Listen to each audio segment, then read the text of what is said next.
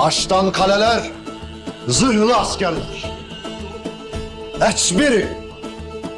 Hiçbiri benim gazabımdan sizi korumaz. ایمان لاؤ اللہ پر اور اس کے رسول پر جیسا کہ ایمان لانے کا حق ہے. وہ پہلا تمہارا قانونی ایمان تھا،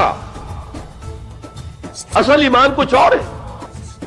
اسی کو سورہ نساء میں فرمایا یا ایھا الذین آمنوا آمنوا باللہ ورسولہ والکتاب الذی نزل علی رسولہ والکتاب الذی انزل من قبل.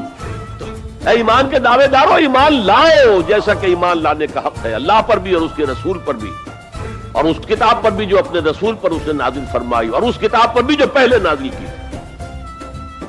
تؤمنون باللہ ورسولہ وتجاہدون فی سبیل اللہ باموالکم وانفسکم. ایمان لاؤ اللہ پر اس کے رسول پر، یا ایمان رکھو اللہ پر اس کے رسول پر جیسے کہ ایمان کا حق ہے، اور جہاد کرو اللہ کی راہ میں اپنی جانوں اور مالوں کے ساتھ. تؤمنون باللہ ورسولہ وتجاہدون فی سبیل اللہ باموالکم وانفسکم ذالکم خیر لکم ان کنتم تعلمون. یہی تمہارے حق میں بہتر ہے اگر تم سمجھو.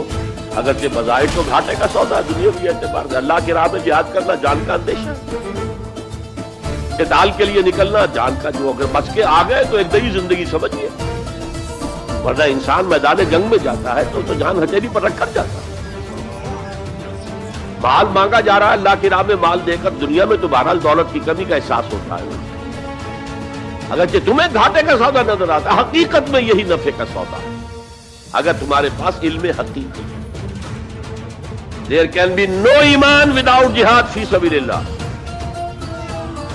There can be no salvation on the day of judgment without jihad fi sabilillah. کس قدر اہم ہے جہاد فی سبیل اللہ کو اب سمجھنا، اس کے تقاضوں کو جاننا، اس کی شرائط کا فہم حاصل کرنا. ارکان اسلام میں جہاد فی سبیل اللہ شامل ہے، ارکان ایمان میں شامل ہے.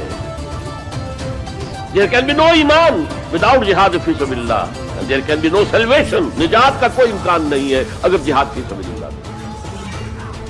ہم نے مترادف بنا کر ایک طرف تو سیکنڈری حیثیت دے دی، the freedom struggle, the struggle for self determination. کوئی قوم آ کر آپ پر حاکم ہو گئی، اس سے نجات حاصل کرنا. یہ جہاد فی سبیل الحریت جائز ہے، سب کریں گے، سب کی آزادی حق ہے، کسی کو غلام بنا کر رکھنے کا کسی کو اختیار نہیں ہے. The struggle for freedom, it's a universal phenomenon.